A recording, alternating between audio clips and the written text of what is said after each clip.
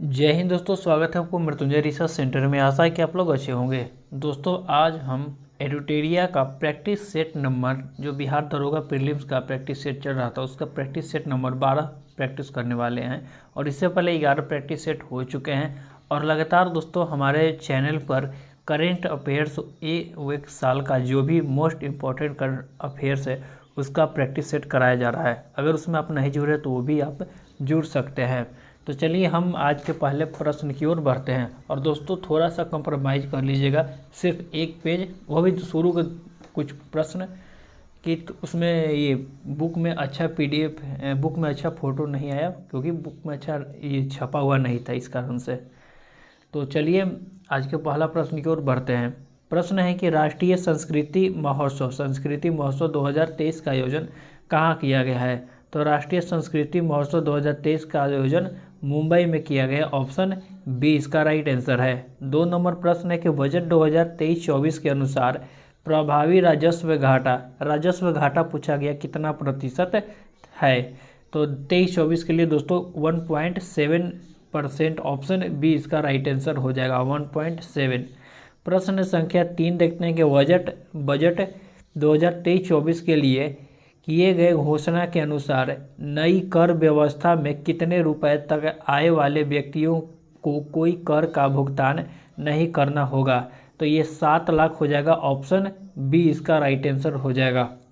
प्रश्न संख्या 4 देखते हैं कि आर्थिक समीक्षा 2022-23 के अनुसार भारत का वैक्सीन निर्माण में कौन सा स्थान है। तो भारत का वैक्सीन निर्माण में कौन सा स्थान है ये बताना है। तो इसमें ये पहला स्थान पर हो जाएगा। ऑप्शन ए इसका राइट आंसर है। प्रश्न संख्या 5 देखते हैं कि EOS 07 उपग्रह का प्रक्षेपण यान से किया गया है। तो किस प्रक्षेपण यान से किया गया है। तो SSLV-D2। ऑप्शन ए इसका राइट आंसर हो जाएगा। प्रश्न संख्या 6 देखते हैं कि ऑपरेशन सद्भावना को किसके द्वारा शुरू किया गया है। तो ऑपरेशन जो सद्भावना दोस्तों ये इंडियन आर्मी के द्वारा शुरू किया गया। और ये POK के पास जो भी बस्तियां हैं उनको मदद के लिए ये POK नहीं, LOC के पास जो भी बस्तियां उसको मदद के लिए, उसको सुरक्षा के लिए ये शुरू किया गया है। ठीक है, और उनको विश्वास दिलाने के लिए भी। प्रश्न संख्या 7 है कि भारत के 28वें महालेखा नियंत्रक कौन है। तो 28वें महालेखा नियंत्रक हो जाएंगे श्री SS डुब्बे। ऑप्शन ए इसका राइट आंसर हो जाएगा। ऑप्शन ए पूछ देगा नियंत्रक एवं महालेखा कौन है, तो GS मुर्मू हो जाएंगे। ये भी आप लोग याद रखिएगा। अगले प्रश्न की ओर बढ़ते हैं दोस्तों कि विश्व स्वास्थ्य दिवस 2023 का विषय क्या था। विश्व स्वास्थ्य दिवस 2023 का विषय क्या था, याद रखिएगा। स्वास्थ्य दिवस हम लोग हर साल स्वास्थ्य दिवस जो मनाते हैं वो 7 अप्रैल को मनाते हैं, ये भी आप लोग याद रखिएगा। और इसका थीम क्या है ये पूछा जा रहा है। तो इसका थीम है health for all. Option B इसका राइट आंसर हो जाएगा। प्रश्न संख्या 9 देखते हैं कि सरस्वती सम्मान 2022 से किसे सम्मानित किया गया है। तो सरस्वती सम्मान 2022 से अभी लेटेस्ट में शिव शंकरी को सम्मानित किया गया। ऑप्शन बी इसका राइट आंसर हो जाएगा। और इनका पुस्तक कौन सा है, तो सूर्यवंशम हो जाएगा, सूर्यवंशम, ये भी आप लोग याद रखिएगा। प्रश्न संख्या 10 है कि एज गुड माई वर्ड के लेखक कौन है। एज गुड माई वर्ड के लेखक कौन है, तो KM चंद्रशेखर। ऑप्शन बी इसका राइट आंसर है। प्रश्न संख्या 11 देखते हैं कि किस संस्था द्वारा इंटरनेशनल क्लाइमेट क्लब को लॉन्च किया गया है। तो इंटरनेशनल क्लाइमेट क्लब का लॉन्च किया गया है G7 के द्वारा। ऑप्शन ए इसका राइट आंसर हो जाएगा। इस साल G7 कहाँ हुआ, यानी कि 2023 का जो G7 है और 49वां G7 था दोस्तों, ये भी याद रखिएगा। कहाँ पर हुआ, तो ये जापान में हुआ था। ठीक है, अगला G7 कहाँ पर होगा, तो इटली में होगा। ठीक है, और ये भी याद रखिएगा नेक्स्ट जो G7 है कहाँ है, इटली में होने वाला है। प्रश्न संख्या 12 देखते हैं कि विश्व स्वास्थ्य संगठन के नए मुख्य वैज्ञानिक के रूप में किसे नियुक्त किया गया है। तो ये जेरेमी फरार को। ऑप्शन बी इसका राइट आंसर हो जाएगा। प्रश्न संख्या 13 देखते हैं कि मुख्यमंत्री देवी दर्शन यात्रा योजना की शुरुआत किस राज्य के द्वारा किया गया है। तो ये ऑप्शन ए हो जाएगा, गोवा सरकार के द्वारा ये शुरू किया गया है। प्रश्न संख्या 14 देखते हैं दोस्तों कि ब्रजवंशी लाल जिनका हाल ही में निधन हो गया है, उनका संबंध किस क्षेत्र से था। तो ये पुरातात्विक थे दोस्तों, ऑप्शन बी इसका राइट आंसर हो जाएगा, पुरातत्व। प्रश्न संख्या 15 है कि किस राज्य द्वारा गौ सेवा आयोग विधेयक को पारित किया गया है। तो ये किस राज्य के द्वारा था, महाराष्ट्र राज्य के द्वारा, ऑप्शन ए इसका राइट आंसर हो जाएगा। प्रश्न संख्या 16 देखते हैं कि M3M हारून ग्लोबल रिच लिस्ट 2023 में पहले भारतीय कौन है। तो इसमें पहले भारतीय मुकेश अंबानी हो जाएंगे, ऑप्शन ए। दूसरे भारतीय कौन हो जाएंगे दोस्तों, गौतम अडानी, याद रखिएगा। और तीसरे पर कौन हो जाएगा, साइरस पूनेवाला, ये हो जाएगा। ठीक है, तो तीनों आप लोग याद रख सकते हैं। प्रश्न संख्या 17 है कि विश्व महिला मुक्केबाजी चैंपियनशिप 2023 में नीतू घास का कौन सा पदक था। तो ये स्वर्ण पदक हो जाएगा, ऑप्शन ए इसका राइट आंसर हो जाएगा, स्वर्ण पदक। अगले प्रश्न देखते हैं कि वैश्विक आतंकवाद सूचकांक 2023 में आतंकी प्रभावित देश में भारत का कौन सा स्थान है।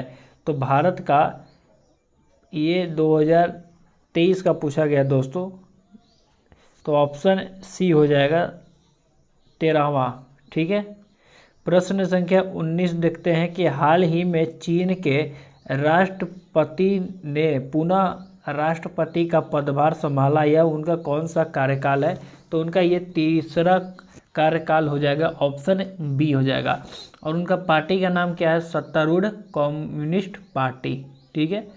20 नंबर प्रश्न देखते हैं कि राष्ट्रीय विज्ञान दिवस, यहाँ पर राष्ट्रीय विज्ञान दिवस 2023 का विषय क्या है। तो राष्ट्रीय विज्ञान दिवस कब मनाते हैं हम लोग, 28 फरवरी को, याद रखिएगा। राष्ट्रीय विज्ञान दिवस 28 फरवरी को। और इसका विषय पूछा गया दोस्तों, तो वैश्विक कल्याण के लिए वैश्विक विज्ञान। तो ऑप्शन ए इसका राइट आंसर हो जाएगा। प्रश्न संख्या 21 देखते हैं दोस्तों कि पहली बार वैश्विक स्तर पर विश्व आर्द्र भूमि दिवस कब मनाया गया था। तो विश्व आर्द्र भूमि दिवस पहली बार 1997 में मनाया गया था, ऑप्शन ए। और वेटलैंड छोड़िए, इस साल का विषय क्या है, वेटलैंड रिस्टोरेशन, ऐसे कुछ है दोस्तों, आप लोग इसको ध्यान से देख लीजिएगा। तो 1997 से ये मनाया जा रहा है। प्रश्न संख्या 22 है कि प्रधानमंत्री राष्ट्रीय बाल पुरस्कार 2023 में कितने बच्चों को पुरस्कृत किया गया है। तो 11 बच्चों को इस साल पुरस्कृत किया गया है। प्रश्न संख्या 23 देखते हैं कि नाटो का 31वां सदस्य जो मार्च 2023 में कौन है। तो नाटो का 31वां देश है, कौन हो जाएगा, फिनलैंड, ऑप्शन सी हो जाएगा, फिनलैंड। और फिनलैंड की राजधानी कहाँ है, हेलसिंकी, ये भी आप लोग याद रखिएगा, फिनलैंड की राजधानी हेलसिंकी है। ठीक है। और याद रखिएगा वर्ल्ड हैप्पीनेस इंडेक्स में फिनलैंड का स्थान पहला पर है। ठीक है। प्रश्न संख्या 24 देखते हैं कि बिहार खादी तथा हैंडलूम का ब्रांड एम्बेसडर किसे बनाया गया है। तो उसका ऑप्शन हो जाएगा मैथिली ठाकुर, यानी ऑप्शन ए इसका राइट आंसर है। प्रश्न संख्या 25 देखते हैं एसोचैम के नए अध्यक्ष कौन है। तो इसका नया अध्यक्ष अजय सिंह हो जाएंगे, ऑप्शन ए इसका राइट आंसर है, अजय सिंह। प्रश्न संख्या 26 देखते हैं कि निम्नलिखित में से कौन सी धारा प्रशांत महासागर से संबंधित नहीं है। तो प्रशांत महासागर से संबंधित नहीं है बुगेला, ऑप्शन डी हो जाएगा। बुगेला जल जो है वो ठंडी जलधारा है और ये अटलांटिक महासागर में चलता है, तो ऑप्शन डी इसका राइट आंसर हो जाएगा। प्रश्न संख्या 27 देखते हैं कि क्योटो प्रोटोकॉल का कब लागू हुआ था। तो क्योटो प्रोटोकॉल कब लागू हुआ था ये बताना है। तो क्योटो प्रोटोकॉल कब लागू हुआ था, 2005 में, ऑप्शन डी हो जाएगा। क्योटो प्रोटोकॉल दिसंबर 1997 में जापान के क्योटो शहर में आयोजित किया गया था, ये भी आप लोग याद रखिएगा दोस्तों। तो आयोजित कब किया गया था, 1997 में। लागू कब किया गया, 2005 में। ठीक है। प्रश्न संख्या 29 देखते हैं कि सकाई जनजाति निवास करती है, तो सकाई जनजाति मलेशिया में निवास करती है, ऑप्शन ए इसका राइट आंसर हो जाएगा मलेशिया। प्रश्न संख्या 29 है कि खजूर उत्पादन में अग्रणी देश कौन है, तो खजूर उत्पादन में अग्रणी देश इराक हो जाएगा, ऑप्शन बी इसका राइट आंसर हो जाएगा, ऑप्शन बी। प्रश्न संख्या 30 है कि तयान शान पर्वत स्थित है, तो तयान शान पर्वत जो हो जाएगा ऑप्शन ए हो जाएगा, चीन में ये स्थित है तयान शान पर्वत, ऑप्शन ए। अच्छा पूछा जाएगा अगर कि जापान का सबसे ऊंचा पर्वत कौन है, तो याद रखिएगा फ्यूजियामा है, ठीक है। प्रश्न संख्या 31 है कि कमलांग बाघ रिजर्व कहाँ है, कमलांग बाघ रिजर्व अरुणाचल प्रदेश में, ऑप्शन सी इसका राइट आंसर हो जाएगा। अरुणाचल प्रदेश में और कौन कौन बाघ रिजर्व है, तो नाम दफा हो जाएगा, नाम दफा, ठीक है। और तब पाकुई भी हो जाएगा, पाकुई भी यहीं पर है अरुणाचल प्रदेश में। प्रश्न संख्या 32 देखते हैं कि विश्व का व्यस्तम आंतरिक जलमार्ग कौन है, सबसे व्यस्तम पूछा जाए तो सेंट लॉरेंस नदी जलमार्ग, ऑप्शन ए इसका राइट आंसर हो जाएगा, ऑप्शन ए। प्रश्न संख्या 33 देखते हैं कि कॉफ़ी पोर्ट के नाम से जाना जाता है, तो कॉफ़ी पोर्ट को सेंटोस को जाना जाता है, यह ब्राज़ील के बंदरगाह है, ठीक है, कॉफ़ी पोर्ट इसको नाम से जाना जाता है। प्रश्न संख्या 34 है कि भारत छोड़ो आंदोलन का प्रस्ताव किसने पेश किया था, तो भारत छोड़ो आंदोलन का प्रस्ताव 8 अगस्त 1942 को पंडित जवाहरलाल नेहरू जी ने पेश किया था, ऑप्शन ए इसका राइट आंसर हो जाएगा, पंडित जवाहरलाल नेहरू। अगले प्रश्न की ओर बढ़ते हैं दोस्तों। अगले प्रश्न देखते हैं कि पालखेरा का युद्ध किसके किसके मध्य हुआ था, तो पालखेरा का जो युद्ध हुआ था दोस्तों वो बाजीराव प्रथम और निजामुल मुल्क के बीच में हुआ था। और ये पालखेरा का युद्ध कब हुआ था, ये अगर पूछ देगा तो याद रखिएगा 1728 में हुआ था, ठीक है, 1728 में। अगले प्रश्न की ओर बढ़ते हैं। 36 नंबर के इल्बर्ट बिल विवाद के कारण किस गवर्नर जनरल को त्यागपत्र देना पड़ा था, तो इल्बर्ट बिल जो विवाद था दोस्तों ये 1883 में आया था। सबसे पहले याद रखिएगा ये प्रश्न पूछा जा सकता है कब आया था, 1883 में। और लॉर्ड रिपन उस टाइम यहाँ के वायसराय थे, ये गवर्नर जनरल, तो ऑप्शन डी हो जाएगा, ऑप्शन डी लॉर्ड रिपन। प्रश्न संख्या 37 देखते हैं कि किस अधिनियम में गांधी जी ने कहा था कि गांधी मर सकता है परंतु गांधीवाद नहीं, किस अधिवेशन में दोस्तों, किस अधिवेशन में कहा था, तो ये 1931 के कराची अधिवेशन में कहे थे जब वे दूसरे गोलमेज सम्मेलन से वापस आए थे, ठीक है, तो ऑप्शन ए इसका राइट आंसर हो जाएगा, ऑप्शन ए। और ये 1931 का कराची अधिवेशन में ही दोस्तों सबसे पहले मौलिक अधिकार की मांग किया गया था और इसका अध्यक्षता कौन किए थे, तो सरदार वल्लभ भाई पटेल जी ने किए थे, ठीक है। अगले प्रश्न की ओर बढ़ते हैं कि अगले प्रश्न देखते हैं कि निम्नलिखित को सुमेलित करें, तो देखिए हम बता देते हैं, आप लोग खुद से सुमेलित कर लीजिएगा। ईस्ट इंडिया कंपनी एसोसिएशन स्थापना हुआ था 1866 में, तत्वबोधिनी सभा का स्थापना हुआ था 1839 में, ठीक है, सोशल सार्वजनिक सभा का स्थापना हुआ था 1911 में, और नौजवान सभा भगत सिंह के द्वारा 1926 में। तो इस सब को आप लोग मैच कर लीजिए अच्छे से, ठीक है। हम आगे बढ़ते हैं। प्रश्न संख्या 39 है कि असहयोग आंदोलन चलाने का प्रस्ताव किस कांग्रेस अधिवेशन में पारित हुआ था, तो किस कांग्रेस अधिवेशन में पारित हुआ था असहयोग आंदोलन चलाने का, तो ये 1920 में याद रखिएगा ये प्रारंभ हुआ था और ये नागपुर अधिवेशन में इसका परमिशन मिला था, ऑप्शन बी इसका राइट आंसर हो जाएगा।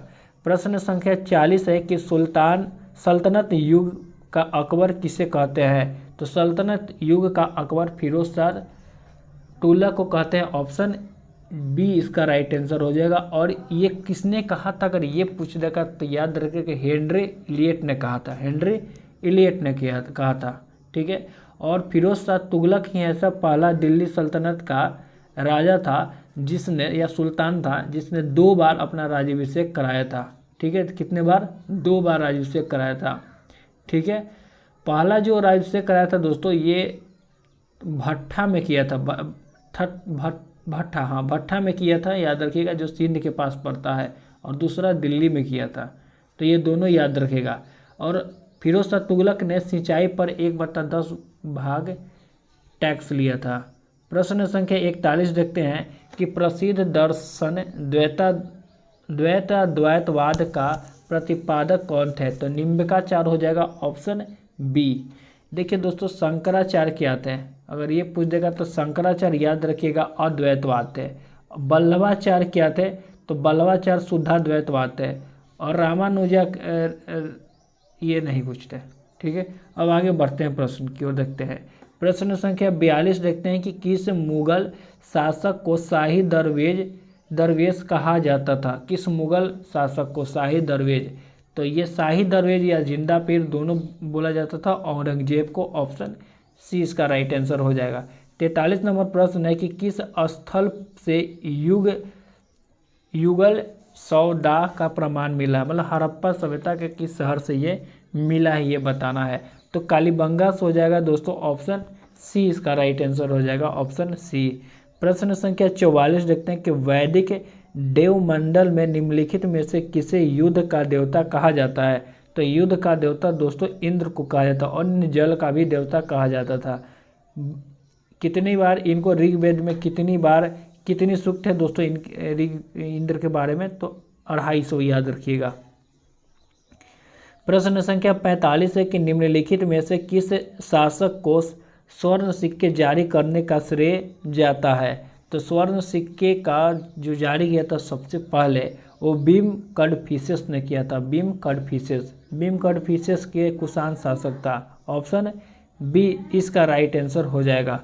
प्रश्न संख्या 46 देखते हैं कि भारतीय संविधान के प्रस्तावना में शामिल समानता, स्वतंत्रता, बंधुत्व का आदर्श प्रेरण था।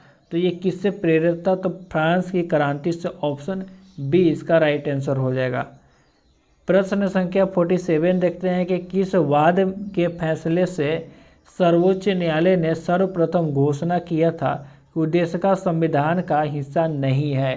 तो ये बेरुवारी वाद हो जाएगा दोस्तों, ऑप्शन ए। बेरुवारी कब आया था, 1960 में, ये भी याद रखिएगा, 1960 में। प्रश्न संख्या 48 देखते हैं कि प्रत्यक्ष बंदीकरण अधिनियम के अंतर्गत एक व्यक्ति पर बिना मुकदमा चलाए कितनी समय तक बंदी बनाया जा सकता है। तो ऑप्शन बी हो जाएगा, 3 माह तक ले। 49 नंबर प्रश्न देखते हैं कि राज्य विधानमंडल की बैठक आयोजन करने के लिए कोरम गणपूर्ति कितना है। तो कोरम 1/10 हो जाता है दोस्तों, ऑप्शन सी इसका राइट आंसर हो जाएगा, 1/10। प्रश्न संख्या 50 देखते हैं कि प्रश्न संख्या 50 है कि यदि किसी राज्य का विधानसभा का अध्यक्ष पद त्यागना चाहे तो उसे अपना त्याग पत्र किसे देगा। तो राज्य का विधानसभा अपना त्यागपत्र अध्यक्ष जो है अपना त्यागपत्र किसे देगा, ये बताना है। तो उपाध्यक्ष को देता है दोस्तों, अध्यक्ष अपना त्यागपत्र उपाध्यक्ष को देता है। तो इनमें तो है ही नहीं, ऑप्शन डी हो जाएगा इसका राइट आंसर। ठीक है, अगले प्रश्न की ओर बढ़ते हैं। अगला प्रश्न है कि कार्यकारी न्यायाधीशों की नियुक्ति की जाती है तो कहाँ किया जाता है। तो उच्च न्यायालय में, ऑप्शन ए हो जाएगा। और ये आर्टिकल 224 के तहत। प्रश्न संख्या 52 है कि वे विषय जिन पर केंद्र व राज्य सरकार दोनों कानून बना सकते हैं क्या कहलाता है। तो ये समवर्ती सूची हो जाएगा, ऑप्शन सी हो जाएगा, समवर्ती सूची। ठीक है, अगले प्रश्न की ओर बढ़ते हैं। 53 नंबर प्रश्न है कि संस्था और स्थापना कौन सा सुमेलित नहीं है। तो राज्य पुनर्गठन आयोग जो दोस्तों ये 1953 में आया था, याद रखिएगा, राज्य पुनर्गठन आयोग 1953 में आया था। ठीक है, तो यहाँ से सब आपको क्लियर हो गया होगा, बाकी सब ठीक है। प्रश्न संख्या 54 है कि भारतीय संविधान का कौन सा अनुच्छेद कारखानों में बालकों को नियोजन पर प्रतिषेध करती है। तो कौन सा ये आर्टिकल बताना है। तो आर्टिकल 24 के तहत कोई भी बालकों को कारखानों में काम करने से मना है, या जहाँ उसके लिए हानि हो, ये सब पर। ठीक है, बलात्श्रम जो पूछेगा दोस्तों याद रखिएगा अनुच्छेद 23 में था।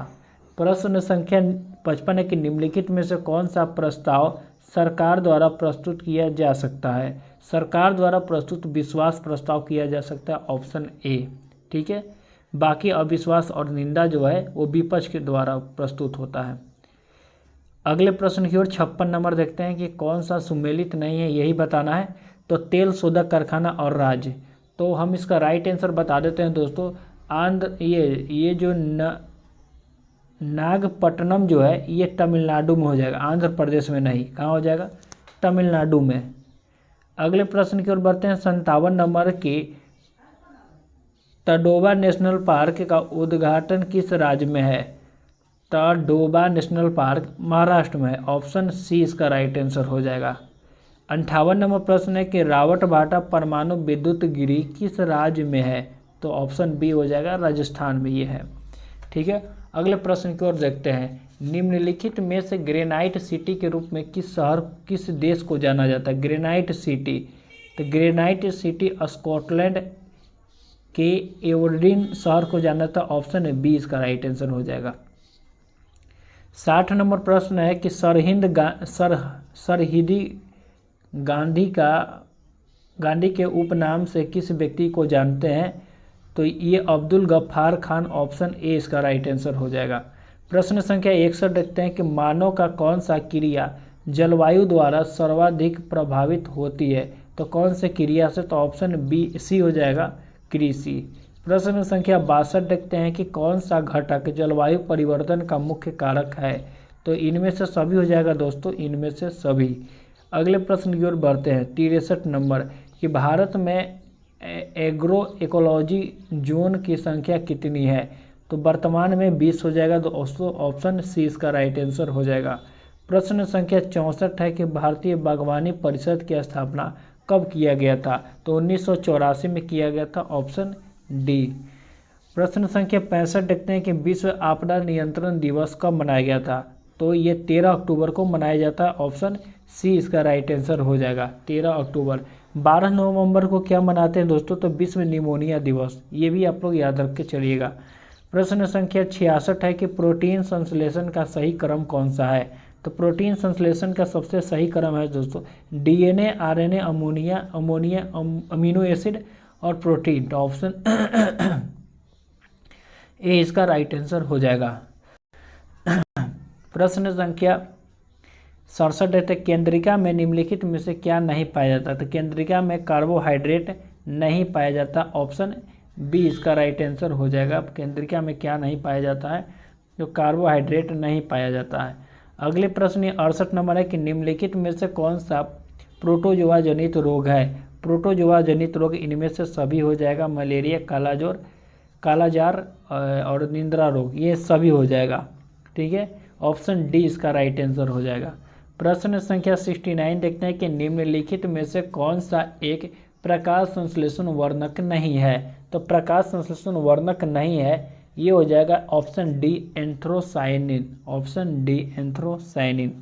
ठीक है, 70 नंबर प्रश्न है कि पादप में उपस्थित कोशिका भित्ति निम्नलिखित में से किसकी निर्मित होती है? तो जो पादप में जो कोशिका भित्ति होती है दोस्तों, ये सेलुलोज की होती है, ऑप्शन सी इसका राइट आंसर हो जाएगा। ठीक है, कवक में काइटिन की बनी होती है। प्रश्न संख्या 71 है कि पौधों के लचीलापन किसकी अस्थायी ऊतक के कारण होता है? तो कोलेन काइमा के कारण अस्थायी ये लचीलापन होता है दोस्तों, याद रखिएगा, ऑप्शन बी इसका राइट आंसर हो जाएगा, कोलेन काइमा। 72 नंबर प्रश्न है कि वनस्पति जगत का सबसे बड़ा समूह या वर्ग कौन सा है? तो थैलोफाइटा हो जाएगा, ऑप्शन ए इसका राइट आंसर हो जाएगा, थैलोफाइटा। 73 नंबर प्रश्न देखते हैं कि जीवन चक्र की दृष्टि से पौधों का सबसे महत्वपूर्ण भाग कौन है? तो जीवन चक्र की दृष्टि से दोस्तों पौधों का सबसे महत्वपूर्ण भाग क्या हो जाएगा? पुष्प, ऑप्शन सी। प्रश्न संख्या 74 देखते हैं कि उड़ने वाला मछली को क्या कहते हैं? तो उड़ने वाला मछली को हम लोग एक्सोसीटस कहते हैं, ऑप्शन ये पहला का 4 आप लोग खुद से मैच कर लीजिएगा। ठीक है, वृक्ष पर चढ़ने वाला मेढक को क्या कहते हैं? तो वृक्ष पर चढ़ने वाले मेढक को हम लोग हाइला कहते हैं, हाइला, ठीक है। और है उड़ने वाला छिपकली, तो ये सबको पता होगा, डेक्रो कहते हैं, ऊपर उड़ने वाला छिपकली डेक्रो, और उड़ने वाला स्तनधारी को हम लोग हाइला कहते हैं। तो सबको स्तनधारी उस नहीं हाइला नहीं, एक मिनट, उड़ने वाला स्तनधारी को हम लोग चमगादड़ कहते हैं, ठीक है। तो ये आप लोग खुद से मैच कर लीजिएगा। प्रश्न संख्या 75 देखते हैं कि प्रकाश का अपवर्तन की क्रिया क्यों नहीं बदलता है। प्रकाश के अपवर्तन की क्रिया में क्या नहीं बदलता ये बताना है। तो प्रकाश की आवृत्ति नहीं बदलता है, ऑप्शन सी इसका राइट आंसर हो जाएगा। 76 नंबर प्रश्न देखते हैं कि जल का ट्रिक बिंदु तापमान के किस तापमान पर है। तो 0 डिग्री सेल्सियस पर, ऑप्शन ए इसका राइट आंसर हो जाएगा। 77 नंबर प्रश्न है कि दूरदृष्टि दोष करने का प्रतिबिंब निम्नलिखित में से कहाँ पर बनता है। तो रेटिना के पीछे बन जाता है, ऑप्शन सी इसका राइट आंसर हो जाएगा। दूरदृष्टि प्रतिबिंब रेटिना के पीछे बनता है। 78 नंबर प्रश्न है कि निम्नलिखित में से किस या किन राशियों को व्यक्त करने के लिए केवल परिमाण की आवश्यकता होगा। तो विद्युत धारा दोस्तों, ऑप्शन ए इसका सी इसका राइट आंसर हो जाएगा, विद्युत धारा। प्रश्न संख्या 79 है कि कोणीय वेग का विमा क्या है। देखिए कोणीय वेग का विमा जो जाता है m0 l0 t-1, option A इसका राइट आंसर हो जाएगा, ठीक है। अगले प्रश्न की ओर बढ़ते हैं कि भाप अंगार गैस मिश्रित होता है। तो CO और H2, ऑप्शन डी इसका राइट आंसर हो जाएगा, ऑप्शन डी। 81 नंबर प्रश्न देखते हैं दोस्तों कि विद्युत ऊर्जा को ध्वनि ऊर्जा में रूपांतरित करने वाला उपकरण निम्नलिखित में से कौन है। तो ये लाउड स्पीकर हो जाएगा, ऑप्शन ए इसका राइट आंसर हो जाएगा। 82 नंबर प्रश्न कि निम्नलिखित में से कौन सा कथन सत्य है ये बताना है। तो इसका राइट आंसर हम बता देते हैं दोस्तों, इसका कौन सा कथन सत्य है। तो पृथ्वी के घूर्णन गति पर जी का मान बढ़ेगा, तो यही इसका राइट आंसर हो जाएगा। पृथ्वी के घूर्णन गति पर जी का मान बढ़ेगा, ऑप्शन सी इसका राइट आंसर हो जाएगा, ठीक है। अगले प्रश्न की ओर बढ़ते हैं। प्रश्न संख्या 83 है कि घुलनशील नमक मिलने पर जल का पृष्ठ तनाव पर क्या होता है। तो पृष्ठ तनाव उसका बढ़ जाता है, ऑप्शन ए इसका राइट आंसर हो जाएगा। 84 नंबर प्रश्न है कि ट्यूमर का पता लगाना के लिए निम्नलिखित में से किसका उपयोग होता है। ट्यूमर आर्सेनिक 24 के लिए से पता चलता है, ऑप्शन सी इसका राइट आंसर हो जाएगा। प्रश्न संख्या 85 देखते हैं कि आधुनिक आवर्त सारणी के वर्ग में ऊपर से नीचे आने पर तत्वों का आकार क्या होता है, बढ़ता कि घटता ही या अपवर्तित रहता है। तो ऑप्शन ए हो जाएगा बढ़ता है, ऑप्शन ए हो जाएगा बढ़ता है। 86 नंबर प्रश्न है कि सिल्वेनाइट निम्नलिखित में से किस धातु के अयस्क है। तो सिल्वेनाइट हो जाएंगे सोना का, ऑप्शन बी। सिल्वेनाइट और काल्वे राइट भी सोना का हो जाता है, याद रखिएगा काल्वे राइट। 87 नंबर प्रश्न है कि सिंथेटिक कंबल, स्वेटर इत्यादि बनाने में ऊन के विकल्प के रूप में इस्तेमाल होने वाले पॉलीमरिक फाइबर है को क्या है ये बताना है। तो ये ओलोर्न हो जाएगा, ऑप्शन बी ओलोर्न। 88 नंबर प्रश्न है कि ट्रांसफॉर्मर एक उपकरण है जो क्या करता है ये बताना है। तो वोल्टेज को बढ़ाता है, वोल्टेज कम करता है, ये दोनों ठीक हो जाएगा, ऑप्शन ए हो जाएगा। बाकी विद्युत पावर बढ़ाता है ये नहीं होगा, करंट वोल्टेज का मापन ये भी गलत हो जाएगा। तो यानी कि ऑप्शन ए हो जाएगा 1 और 2। प्रश्न संख्या 89 है कि निम्नलिखित में से कौन सा रेडियो एक्टिव तत्व नहीं है। तो टाइटेनियम दोस्तों इनमें से नहीं हो जाएगा, ऑप्शन बी। बाकी सब रेडियो एक्टिव तत्व हैं। 90 नंबर प्रश्न है कि निम्नलिखित में से कौन सा घटना प्रकाश के अपवर्तन का उदाहरण नहीं है। प्रकाश का अपवर्तन का उदाहरण नहीं है। तो हीरे का चमकना दोस्तों, ऑप्शन डी इसका राइट आंसर हो जाएगा, हीरे का चमकना। 91 नंबर प्रश्न देखते हैं कि सकल राष्ट्रीय उत्पाद GNP में निम्नलिखित में से किसको शामिल नहीं किया जाता है। तो किनको शामिल नहीं किया जाता, तो विदेशी निवासी के आय को हम लोग थोड़े ना शामिल करेंगे GNP में। तो ऑप्शन डी इसका राइट आंसर हो जाएगा। प्रश्न संख्या 92 है कि अगर किसी देश का भुगतान संतुलन विपरीत हो गया हो, क्या भुगतान संतुलन क्या हो गया, विपरीत हो गया हो, तो किस संस्था से मदद लेनी पड़ेगी ये बताना है। तो ये जो हो जाएगा दोस्तों, ये अंतर्राष्ट्रीय मुद्रा कोष यानी कि IMF से ही मदद लेनी पड़ती है। ऑप्शन सी इसका राइट आंसर हो जाएगा। 93 नंबर प्रश्न है कि जब पैसा की आपूर्ति क्या होता बढ़ जाती है और पैसे का मांग कम हो जाती है तो क्या होगा। याद रखिए, जब पैसे की आपूर्ति बढ़ जाएगी और जब पैसे की मांग जो होती है कम हो जाएगी, ठीक है, तो क्या होगा, तो ब्याज दर में कमी हो जाएगी। याद रखिएगा, ऑप्शन बी ब्याज दर में क्या होगी, कमी होगी। प्रश्न संख्या 94 होगा कि यूनियन बजट में राजकोषीय घाटा निम्नलिखित में से किसके बराबर होता है। यूनियन बजट में राजकोषीय घाटा किसके बराबर होता है, ठीक है, तो ये आंतरिक और बाह्य उधार में शुद्ध वृद्धि। ऑप्शन ए इसका राइट आंसर हो जाएगा। 95 नंबर प्रश्न देखते हैं दोस्तों कि निम्नलिखित में से कौन भारत में सेवा क्षेत्र का हिस्सा नहीं है। सेवा क्षेत्र का हिस्सा नहीं है तो निर्माण जो होता है दोस्तों ये द्वितीय क्षेत्र का आ जाता है, तो ऑप्शन बी इसका राइट आंसर हो जाएगा, निर्माण। अगले प्रश्न 96 नंबर देखते हैं और इसको आप लोग खुद से कीजिए। हम इसको, अगर आप लोगों को नहीं आता है तो कमेंट कीजिएगा, टेलीग्राम पर हम इसको आंसर प्रोवाइड कर देंगे। और दोस्तों अगर आप लोग टेलीग्राम पर नहीं जुड़े तो वहाँ भी जुड़ सकते हैं, हम वहाँ पर डेली का PDF शेयर भी कर देते हैं। और दोस्तों अगर आप चैनल पर नए हैं तो आप इसे लाइक कर दीजिए, सब्सक्राइब कर दीजिए और बेल आइकन को भी दबा भी दे सकते हैं, नोटिफिकेशन समय पर मिल जाएगा। और दोस्तों डेली हम शाम को प्रैक्टिस सेट जो 1 साल का VVI करंट अफेयर्स है उसका हम प्रैक्टिस सेट करवा रहे हैं, तो आपका कोई भी एग्ज़ाम हो दोस्तों वहाँ से नहीं बाहर पूछने जाएगा, ये गारंटी है दोस्तों। लगभग सभी प्रश्न वहीं से आने वाले हैं, तो आप उसको जाकर 100% ज़रूर उस पर दीजिए। और अगर मान लीजिए कि इतना छोटा वीडियो है दोस्तों 15 मिनट का, अगर एक बार में मान लीजिए कि 100% नहीं याद होता है तो दूसरा बार देख लीजिए, उससे क्या होगा कि आपको 100% याद हो जाएगा। तो चलिए दोस्तों अगले वीडियो में मिलते हैं, तब तक के लिए जय हिंद जय भारत।